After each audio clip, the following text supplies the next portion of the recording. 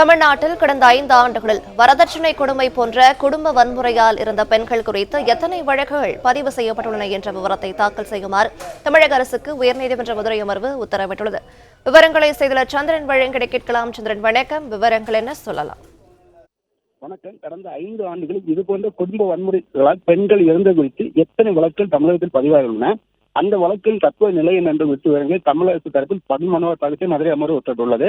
ஆரோக்கியமான சமுதாயத்தின் அடித்தளம் குடும்பங்கள் தான். ஒவ்வொரு குடும்பத்தின் ஆணிவேராக பெண்கள் தான் இருக்கின்றனர். அவர்கள் பல்வேறு துன்பங்களுக்கு ஆளாகி தற்கொலை செய்து கொள்வார். அந்த குடும்பத்தில் உள்ள குழந்தைகள் பலரும் கடுமையான பாதிப்பை சந்திப்பது மதுரை அமர்வு கூறியுள்ளது. வரதட்சணை கொடுமை உட்பட பல்வேறு இன்னல்களுக்கு குடும்ப பெண்கள் ஆளாகி வருவது அதிகரிக்கிறது.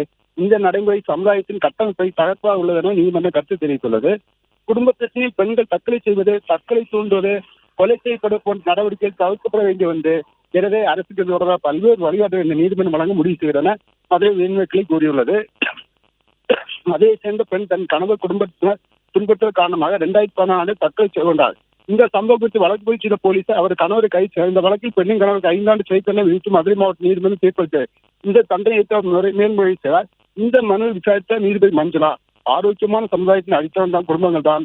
ஒவ்வொரு குடும்பத்தின் ஆணிவேராக பெண்கள் தான் இருக்கின்றனர்.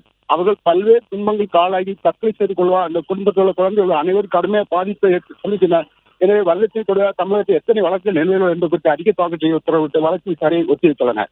பிளே ஸ்டோர் மற்றும் ஆப் ஸ்டோரில் இருந்து பாலிமர் செயலியை QR கோடு மூலம் பதிவிறக்கம் செய்யுங்கள். செய்திகளை உடனுக்குடன் பெறுங்கள்.